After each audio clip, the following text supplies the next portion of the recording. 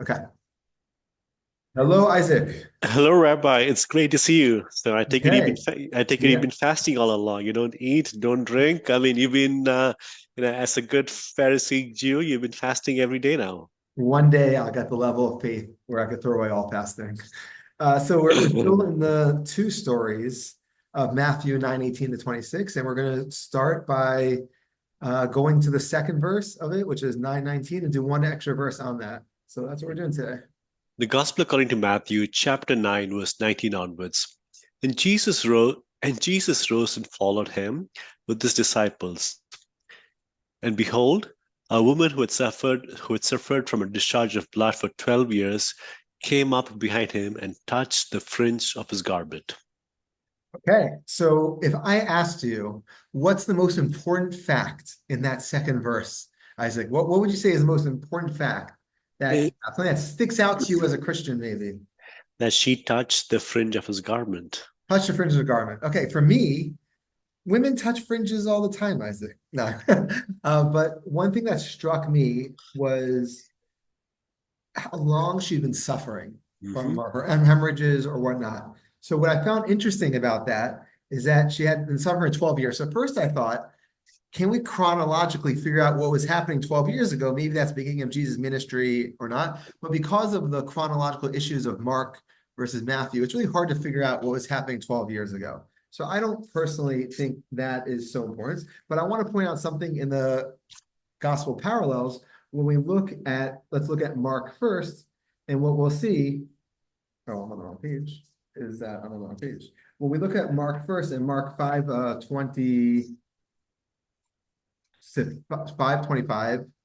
25, it says, now there's a woman who had been suffering from the same thing for 12 years. Okay, so this seems to be a confirmation word for word. Both of them were suffering for 12 years. Okay, fun. And then when we look at Luke, we see something very interesting. In Luke 8:42, same story, where he had an only daughter about 12 years old who was dying. Okay. So now in the earlier story with the either ruler or leader of synagogue, we see that the girl was 12, which we didn't know that before. Mhm. Believable. We just knew it was his daughter. We didn't know how old she was. Um, and then, so that's in the earlier story. Then we get to our story. Now there's a woman who had been suffering from hemorrhages for 12 years. So in the Luke story, we have that the earlier girl was 12 and the hemorrhages was 12. While in the Matthew and Mark story, we have that the hemorrhages also were 12, but doesn't mention the age of the girl. So what I find interesting is that A, that she's 12 shows up in all three stories. Second, that 12 is either so important or maybe mixed up that we see the earlier story, don't forget one verse earlier or two verses earlier, is also 12.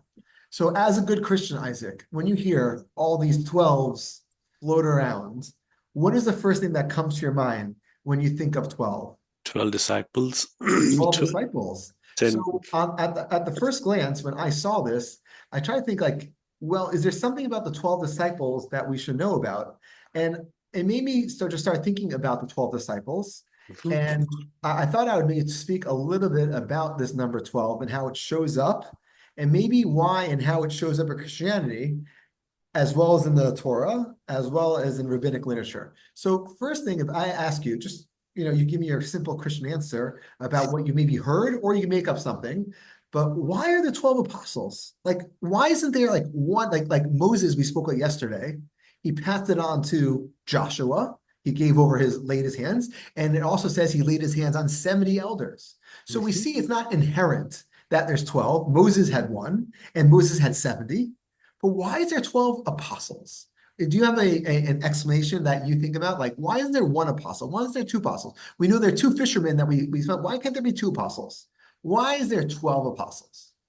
For the 12 tribes of Israel, maybe, and there are, these So 12. you just want to say right away the parallel. We know there's 12 tribes. Well, And yeah, I mean, to that, so I would say, who cares? Yeah, I mean, so again, I don't know. So I'll put this question back to you. I mean, with so we know Jesus had lots more disciples. It's way many, but there are 12 who his closest apostles, or the first apostles, or his inner circle.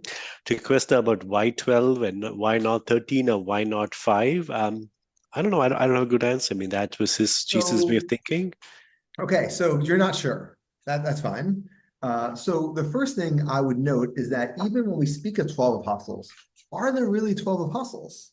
Because the first thing I would note is that Jesus definitely chose in Mark 3, 13 through 19, chose 12 apostles. But what happened to Judas Iscariot? What happened to one of the apostles? He betrayed, but we also know that in the apostles, right, that they pick somebody. I think it's Matthias, right? They pick Yeah, somebody else Matthias then was replaced. So it was replace. so what we're saying is that 12 set up. One was so shoddy that Matthias was chosen by Lot to replace Judas Hmm. after the betrayal and the death. Hmm. And Matthias was then martyred for his faith in Judea or in Colchis. So he didn't last very long either. He was also, Hmm. yeah, the martyrdom was the lot. So what's interesting is that when you think of, I think it's accurate to say that you thought of 12 tribes. Hmm. And one thing that doesn't happen to the 12 tribes is that they don't get martyred. They don't get killed. We do see that 9 or 10, there are 9 or 10 lost tribes that during the Assyrian battle over Jerusalem, they exiled in 2 stages the 9 or 10 tribes and they are lost forever. But that would have happened at least, in a later time period. It seems that if Jacob had 12 sons and one of them died, then we wouldn't speak of Jacob's 12 sons. We'd speak of Jacob's 11 sons. And not only that, we know that Jacob had 12 sons. We know Joseph then made Menashe and Ephraim, those 2 tribes, equal to Hmm. so they really kind of are 13 tribes. Those they get raised the level of tribe level. Hmm. So we see that there's this concept that Jesus is clearly doing something. And again, maybe people think about it, maybe don't, but there's something happening. It's not only that when Judas disappeared, you get Matthias to replace him. We also know that Paul, although he was not one of the original 12 apostles, he describes himself as an apostle in the Pauline epistles, and he claimed to have been called by Jesus during his road to Damascus experience. And he's even known as the apostle to the Gentiles. So we see the word apostle just means a messenger in Hebrew, malach, someone who sends, someone who gets things done, someone who's sent on a mission. So what's interesting is that not only is Jesus adamant that 12 minus 1 plus 1, but even Paul on the road to Damascus eventually called apostle to the going into the Gentiles because he thought it was so important. And not only that, we also have Barnabas. Barnabas in Acts 14:14 also is described as an apostle by Luke. So we see there's this really important concept of apostle. So what I wanted to show you is maybe where this came from. And I think this will give us an insight into this story, and maybe Hmm. I don't know, but we'll see. So when you switch to the Bible, the number 12 is very, very important. And we see it all the time. But the first thing is that 100% we see by 12 tribes. The problem is after the 12 tribes and the 12 sons of Jacob are so important, when you see 12 subsequently, the question is are they just mimicking the 12 over there, or is this a new concept? So, for example, 12 tribes, 12 pieces of land, 12 sons. In 1 Kings 18:31, it says Elijah took 12 stones.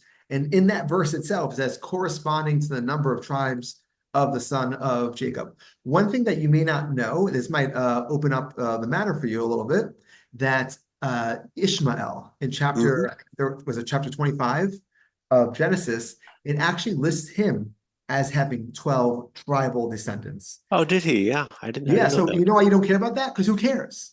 If you're a Muslim, maybe you'll care about Ishmael. But when you're looking at it from a Jewish or Israelite perspective, the idea of listing all of the 12 tribes of Ishmael, it almost sounds counterintuitive. It seems Hmm. like a waste of words. Not only that, if you think of the high priest, the Kohen Gadol, he had 12 stones on his breastplate. Moses, when he came into the land or right before he came to the land of Israel, when he's at Hmm. Sinai, and then Joshua, when he's coming into the land, set up Hmm. 12 pillars, both of them, maybe for the tribes, maybe not. On the table in the temple is listed in Leviticus 24:5 that there are 12 loaves of showbread that they put some Hmm. frankincense on. It would sit there all week. Maybe that's paralleling the actual tribes or not. We even have King Menashe in 2 Kings 21:1 that he was 12 years old when he took over. I'm not sure how important that is, might just be a historical fact.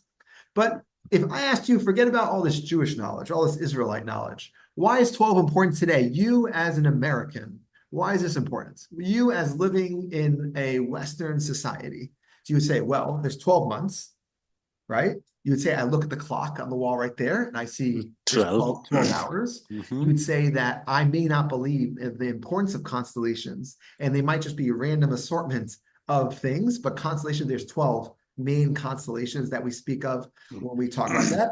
I'm learning something new. I didn't realize that only 12 constellations. That's No, helpful. no, So, there's millions. Constellations are arbitrary. You could look at constellations if you want, but the 12 constellations parallel the 12 lunar months, right? And even when you think about if you're a Muslim or a Jew, you speak in terms of like as a Jew, for example, you'll say there's 12 months, but there's two months of we call Adar and in leap year, 7 every 19 years. So instead of saying that there's 13 months, we say there's 12 plus one once in a while. And also in America, we say there's 12 months.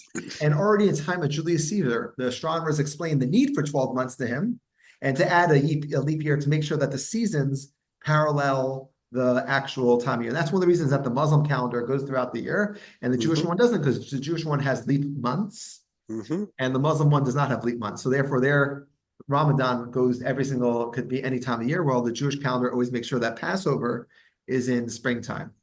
So on top of that, that's not even the end of 12. Like so we see that. I mean, I'll give you a couple more examples.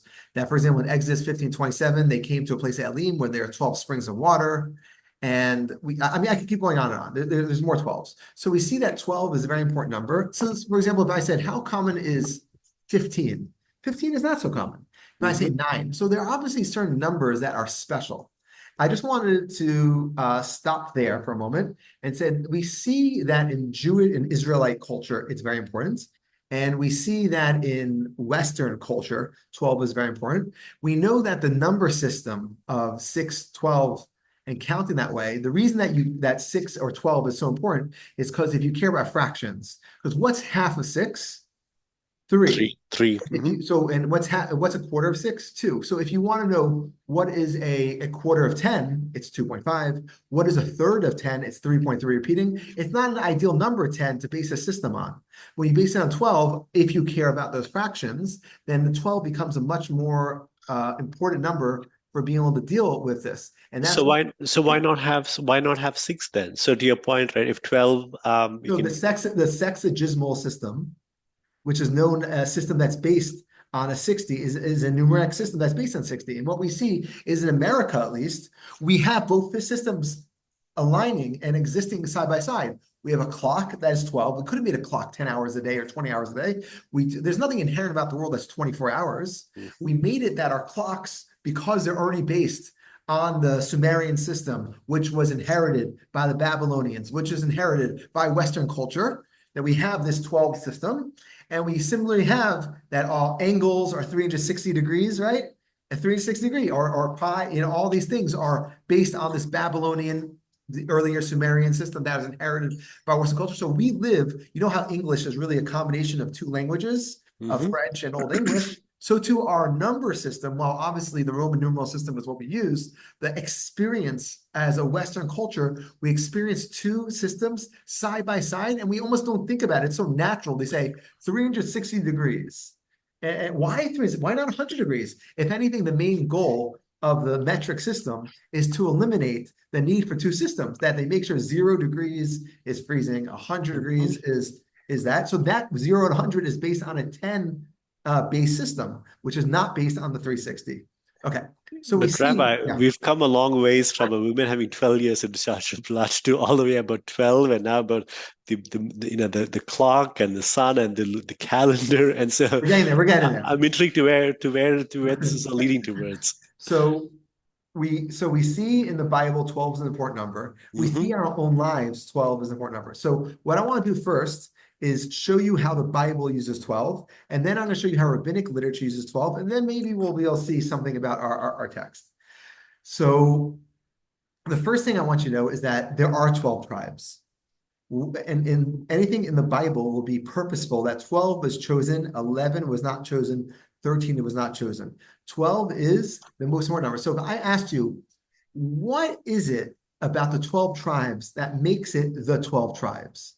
What is something that made it that it's a special thing? For example, Abraham has 2 kids. That wasn't special. Isaac has 2 kids. That's not special. Jacob actually has 13 kids. He actually has Dinah as well. In the text, he has a daughter, and she's kind of thrown away. We don't hear about her ever again, except for her rape story. And we have 12 sons. So what's special about 12?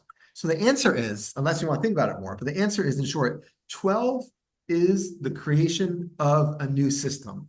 Oh, okay. Very simple. In the biblical literature, when you see the number 12, you know that there is a break from that which happened before, a paradigm shift in the way that leadership is seen. And now we're starting off and leveraging what we had and pivoting to a new perspective. So Abraham, yes, had Isaac, but that wasn't the beginning of the nation. Yes, Isaac had Jacob, that was the nation. The beginning of the nation of Israel, which is called the sons of Israel, son of Jacob, are the 12 tribes. The 12 tribes are the beginning of the nation. And that's why, for example, when we see that Ishma'el also has 12, because even if you believe in the preeminence of the Israelite and or Jewish people, you still recognize that the Islamic people or Muslim, or if you want to say Arab, or if you want to say Ishmaelites, whatever group you want to identify them, you recognize that they are people. And therefore, the Bible goes out of its way to recognize that 12 is important. So why is 12 an important number? I think it has to do with the Sumerians. The Sumerians showed that 12 is a whole unit. There's two ways to look at whole units in Judaism. There's one, there's 7, which is the week, based on the week, that's a whole thing. And then 12 means not the past, but something new. Once you go all the way around the clock, it's a start of something new completely. So the sons of Jacob are the new break off of what the Abrahamic religion was. The sons of Ishmael is the new break off. So now we think we can answer, why did Jesus want 12 apostles? It's very simple, because he knew how to read the Bible. Yeah, see, but I don't see Jacob as Jacob as in a turnover from Abraham's life. Like Jacob builds Jacob's upon the sons. Jacob's not. Jacob's sons are. Jacob's sons, right? They were building on the promises God made to Abraham. So I don't see them as a break, but it sounds If like you you're look at the seeing that. way that they settled, if you look at there's two time periods. There's the patriarchs time, then it goes to the Egyptian, and then there's the settlement time. If you think about the end of the Bible is of Moses dying, and all the rest of the writings are the settlement time of the act. It's almost like the real time. We're not talking about pre-time. We're talking about now they're settling, now they're living. It's the view that the real nation of Israel is the 12 tribes. And so much so that even when 9 or 10 of them get exiled by the Assyrians, we still speak of 12 tribes. And when we speak in messianic terms, for example, the Maharal, very famous rabbi, he speaks of the 12 tribes being the 12 limbs of a person. I think for a practical purpose, even if you're messianic, you're still going to say the 12 tribes aren't really the lost 10 tribes. You're not going to say that. You say they're wiped out, they assimilated, they're gone. But I think from a messianic purpose, we still speak about that. So that definitely, this is a new people. So it's very interesting. Jesus, I think for him, it was so important to have 12 because not only that, what happened when Judas disappeared, when he just popped out? Take a poll, go The take a lottery, pop it out. And also, why would Paul and why would Barnabas want to be called apostles? Because they want to be part of that original team, even if they're not really part of it. yeah, but then They're connected to that, such that they are viewed, the 12 original are viewed as the founders. yeah, but then I get that, right? But then by adding Paul and Barnabas, that increases beyond Yeah, they 12. added about themselves. Jesus didn't add that. It's like me saying today, I'm an apostle. Sure, I'm saying why would Paul and want that? Why would Paul and Barnabas want to be viewed that way? It's interesting when you look at Jesus and you talk about what the purpose of the apostles are. For example, it mentions multiple times in the Testament, but if you look at Matthew, for example, 28:16, now the 11 disciples went to Galilee to the mountain which Jesus had directed them. When they saw him, they worshiped him, but some doubted, and Jesus came and said to them, and here's what an apostle is from: all authority in heaven and earth has been given to me. Go therefore make disciples of all nations. Go and make more of yourselves. You guys are the founders, baptizing them in the name of the Father, the Son, and the Holy Ghost, and teach them to obey everything that I command you. And remember, I am with you always to the end of the age. So it seems that he set them up in order to spread out. And this is what they did. For the most part, a lot of them got martyred, but they spread out. Okay, so that's one part. So when we look at the Talmudic text, though, we get actually a very interesting additional message. And this is what I want to show for our verse in Matthew. So I'll give you 5 or 6 examples just really quickly. So for example, there's a thing that Rabbi Akiva, one of the most famous rabbis in Jewish history, had 24,000 students, but it doesn't list it as 24,000. You know how it writes it? Pairs of 12,000. So all of a sudden in Talmudic literature, did they literally count? Okay, you're one pair, you're 2 pair. It seems like this is a number that they said roughly there's a bunch. And not only that, Rabbi Akiva, he went and sat for 12 years in the study hall. When he came back to his house, he brought 12,000 students with him. And when he approached his wife, she said that, oh, I'd be happy to learn more. And you guess how many more years he goes for? He goes for 12 more years. So, Yes. yeah.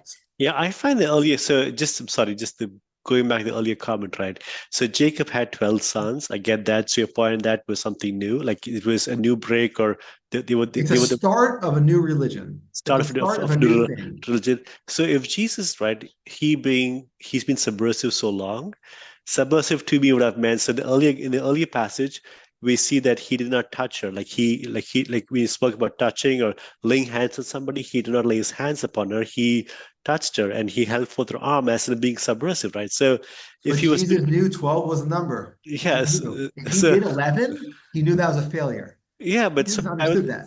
so I would think that with the subversive nature, he would have wanted to say, you know what, I if think you struggle with you, Isaac struggled with the relationship that Jesus has to Judaism.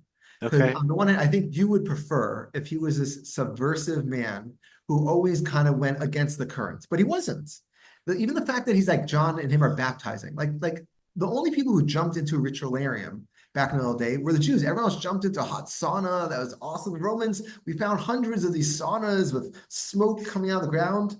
The only ones who got baptized, mikvahized, as I would say, are the hmm Jews. So I think you have to come to terms, Isaac, with the tenuous but real relationship that he had. And I think to say that 12, it sounds like you would prefer if 12 was random. There were 12 guys floating around. But I'm saying that's impossible. Well, yeah, okay, It fair was enough. so Yeah. clear that he wanted 12 because that's the number. So do you make a connection between numerology? So this is part of this is just believing in this magical number, right? As in I having don't know if it's 12. magical. I'm saying it's meaningful. Yeah, okay. So would that qualify as numerology, as in, that having certain numbers is meaningful because would that be a fair statement?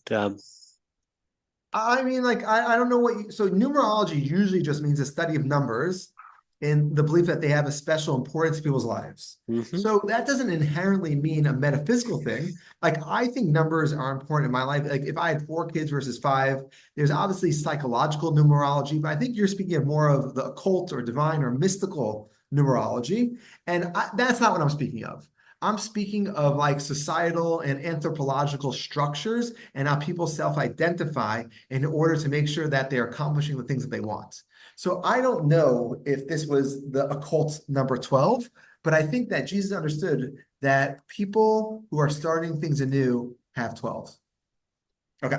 So we had that 2 stories of Rebbe Kiva. The first one, him having 12,000 pairs of students. Second one, he left his wife's home for 12 years. Very famously, that story that we mentioned before of that rabbi who lived in a cave for many years. He lived for 12 years in there. Also, Eliyahu Hanavi, Ali the prophet, came and stood at that entrance of Rav Shimon Bar Yochai's cave after he lived for 12 years in it. And we see that 12 now that'll be our fourth story of rabbinic literature, which would be contemporaneous of that. Well, we have 12. Not only that, we also have a famous story of a rabbi asking 12 a bunch of questions and him giving specifically 12 answers. And the last one, we see in Pirkei Avos, you broke the head of the sea serpent against the waters, the sea broke it into 12 pieces. So we see, again, over and over and over, this number 12 being important. So what I want to show you in the second part of what we're saying is that, yes, 12 numerologically is an important number for the start of a new venture. But we see 12 is also the number of exaggeration, the number of storytelling. So I thought that would be so interesting. The reason that this rabbi was in the cave for 12 years is like, I don't know if they're counting 12 exact years. The reason he had 24,000 students, it was not because he necessarily had 12,000 pairs. It's because when we speak of 12, we speak of the number of in a Babylonian system where the Babylonian Talmud was written, that you would have this as like the go-to number, 12, 1200, 12,000. And even I just had a fun fact, the Israelites, when they're at Mount Sinai, there's 600,000 of them, which is also a division of 12. So we see that the number 12 is the number that you would put if you maybe didn't know the exact number. So Hmm. I don't think 12, it's important to have 12 apostles. No, not important it is for Jesus to have 12 apostles, probably had 11. and he just threw an extra one in. I don't know if this girl was really 12. I don't know if she had been suffering for 12 years. I do know in Babylonian and second and third, fourth century culture, they would put that number in to show that this is, I'm telling a story. And I think that's so important to see it here because in the Luke story, not only does it say, like the other two stories, that she was suffering from hemorrhages or some other ailment for 12 years, but also says the girl was 12 from the previous story. So I think that these stories show very concrete signs of storytelling, which I think is very important for us to note that we ought not take a big accounting of the fact that she is 12. We ought not focus on that fact because I don't think it's important. I do think the fact that he had 12 apostles is important. So, but what's important about that, ultimately, Jesus did not require 12 people. Ultimately, he could have had 11, and he could, if you want to count Paul and Barnabas, he could have had 13, 14, because the most important thing is that we see, for example, in Luke 9:23, is that he said that anyone who wants to follow him must take up the cross and follow him. You just have to be part of the team. But Jesus was very aware of the foundational elements that he's found in the Bible in order to use those strategically in order, or at least the writer of the New Testament, in order to use them strategically in order to kind of carry out that mission that this is a break from the earlier. Yeah, that's interesting. So it sounds like what he's saying is this 12 is not exact. They didn't have, so in the absence of a number, you add 12. So that And the story, it's literally added, and it, like, oh yeah, she's 12 years old. it makes it complete. Wow. So I didn't realize the number 12 has so much of meaning, as in, so so if 12, right, it means bringing something new, as in bringing something new, or it's a clean start, or it's a new religion. Um, so are they also saying that in the case of this woman and the girl, the 12-year-old girl who was raised from the dead, as in, um, is there something new beyond that? So it sounds like, or is it the word 12, is the number 12 used in two senses? One sense as in it marks completeness, or things will be different after this, or So I tried showing you that 12 represents in the Bible this, and in rabbinic literature, it's because it's based on a sexagesimal system, a 60-base system. It's also the number of exaggeration. Oh my God, I have thousands of those things. So the way to say thousands of those things would be having something based on the 6 or 12. I have 12,000 students. I have 24,000 students. It's the way to give a high estimation in a society that's based on a 6 or 12 or 10 base. Okay, Isaac, on that note. Okay. Well, Okay. Rabbi, on that note, thank you. I think we discussed quite a bit. We started at 12 and learned all about the sun, the moon, the calendar, our times, our clock, and it's been fascinating. Jacob had 12 sons, and he also had a daughter. The fact that we don't talk about his daughter, we just say No daughter, no daughter. only 12 sons.